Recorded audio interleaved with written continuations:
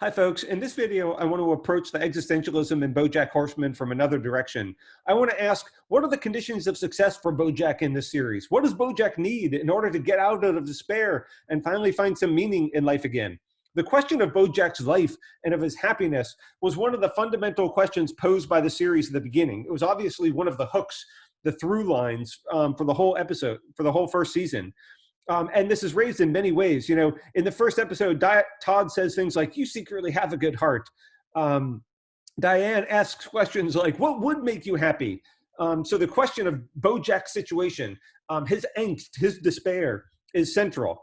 BoJack even says, you know, he mentions casually, "Oh yeah, and you're just jealous of me because I'm writing a book that's going to make everyone love me again." So whether everyone can love him again, is that what BoJack needs? These are the questions that the series is raising for us. And this is the way in which I think the story within a story, horsing around BoJack's old show that he's now the washed up actor from, is really central to understanding what the show is trying to tell us. Because you might think what BoJack does need is life, is love in his life, because that's what his character got in those episodes. You know, his character says this thing, "Did you just call me daddy?" He's bonding as the sort of, you know, the young bachelor live-in nanny for these kids. He's finding a family there that gives him meaning in his life. And now that the show is over and that was just a fiction, he realizes how hollow his life really is. So is the show within the show normative for what BoJack needs in his own life? That's the first theory that I'm going to put forward for you. That in fact what BoJack is he is haunted by his own show because the show represents the conditions for success for him. What he needs is love. You know, Todd says in episode 1, how many times have you watched this episode? BoJack is clearly, the show portrays BoJack as somebody who is stuck in the past. He just rewatches the old episodes. He loves laughing at those old jokes. We see many times that he is just reliving in his own imagination the potentials that he had that was enacted in that show. You know, BoJack says about his own show, you know, trying to justify it, even because it seems like trashy fiction. You know, it's just sort of feel-good fiction. And of course, you know, from a sophisticated, modern, ironic perspective, it's so easy to look down on just simplistic feel-good fiction. But BoJack says he wants to be ardent and believe in the own fiction, even though from this modern nihilist perspective, it has to just look thin and meaningless from the outside. He says, you know, after a long day, what we want is a show about good people who love each other. We want to be reassured that everything is going to be okay. So the way in which his old show haunts him is one theory for how it goes. And this is my final bit of evidence for you. The song from the show is key. It says, you know, we were lost and now we're found. So this is theory number 1, says that is actually what we need. We need to be found. You know, BoJack is living the life of the lost soul right now. What would be getting found for him? Well, I think it would be finding a family that provides that kind of meaning for his life, or finding other human relationships. So this is like the Dostoevskian theory number 1. Okay, let me say, here's another way, because I think it can be hard to try to come to grips with analyzing such a complicated show in a short period of time. What I want you to do, if you want to figure out, for example, whether the show is Kierkegaardian or not, this is my mental exercise, and hey, I think this is going to be fun too. So what I want you to do, pause your videos and try to fill in the blanks, try to fill out the details of how the show could have proceeded if it were going to be a Kierkegaardian story. Like, you just watched episode number 1, but you know, you've got 10 more episodes and you get to be the scriptwriter. How would you tell this story about BoJack and the rest of the characters so that it would be a Kierkegaardian story? So pause your videos, construct some details in a Kierkegaardian vein. Okay, that was your chance to pause your videos. I mean, obviously there's many Kierkegaardian stories, and maybe BoJack doesn't even have to be the hero of them. But I came up with one BoJack version. What about his work? He continually needs more, you know, fulfillment in his life. You know, for people in the industry in Hollywood, professional success is such a marker of individual success and individual worth. So BoJack could become unconditionally committed to his work again, and it could provide him deep fulfillment. You know, of course, everything is risky and precarious. He would have to return to the temporal, and in the difficult industry of Hollywood, there's no assurances of success, and yet he would have to fight for it in a deeply Kierkegaardian vein, and eventually that is what could bring him out of despair, a kind of unconditional meaning through that.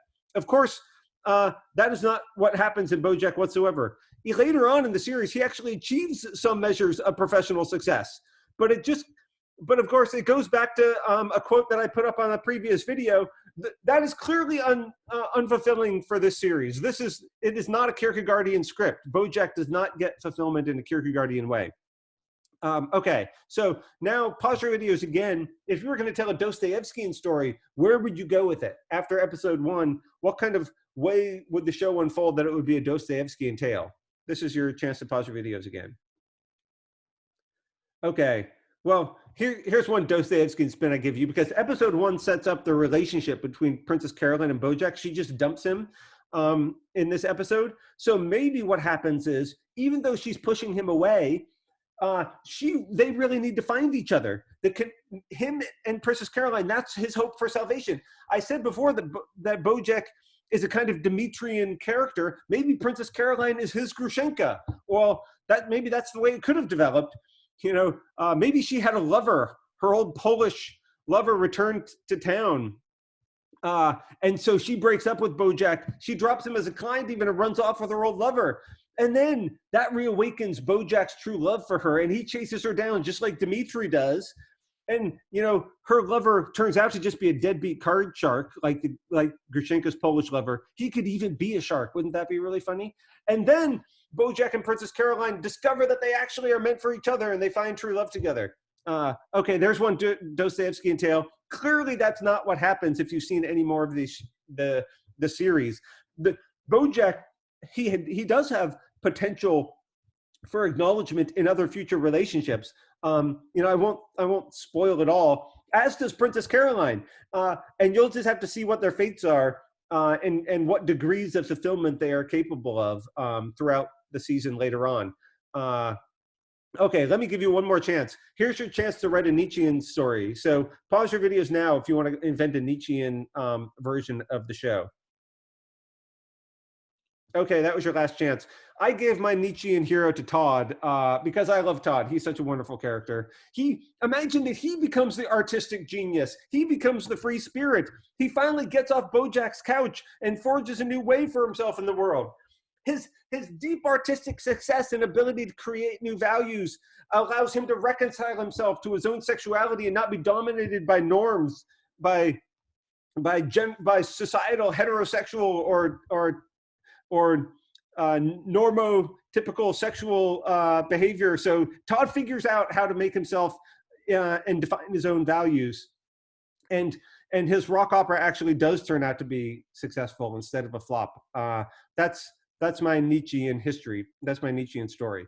Okay, now, none of those, the interesting thing about the show in actuality is it gives us little moments of reconciliation without actually giving us a cheesy happy ending. So the show continually sets up Horsing Around as the happy feel-good show and shows that it's not gonna live up to those norms and it's not gonna cash out success in the same way.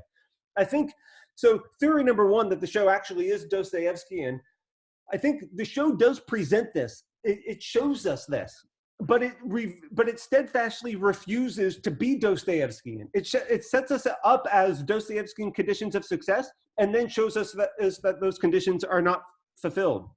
So that might make you think, okay, wait a minute, wasn't that a lot like Sartre? Wasn't that what Sartre was doing in No Exit? Was showing us that what we really need is mutual acknowledgement in others? If we're linked together inextricably, and so our happiness or our despair are going to come from each other, and it just so happens that Sartre thinks it's going to be despair, but so be it.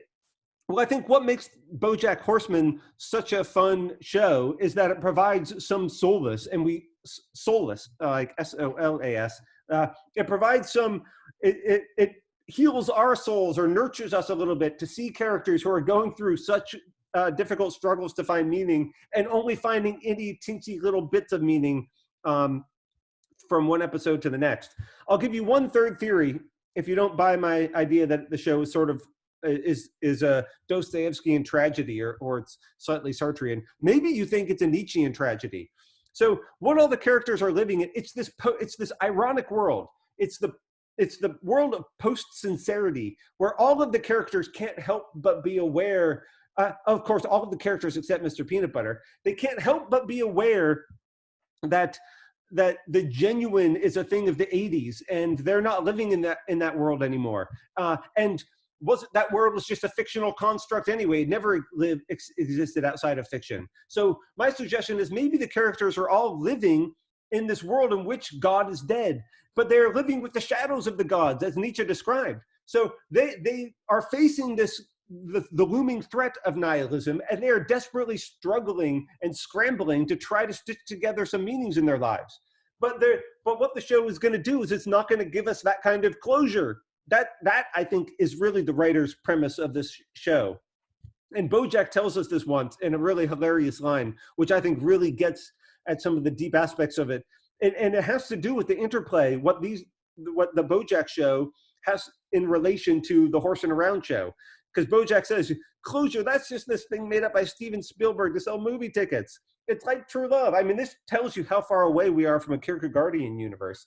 The series, BoJack Horseman, is going to continually frustrate our need for closure. And that itself, I think, is deeply nihilistic and deeply Nietzschean, and tells us something very interesting about our modern day consciousness. Now, there's many other aspects of the series that I think develop these themes even further. Like, for example, if you've watched a lot of the show, think about how the character of Hollyhock and BoJack's later fortunes rise and fall. So really, I highly encourage you to watch some more of the series and think about these interesting questions about meaning and existentialism in BoJack. Thanks.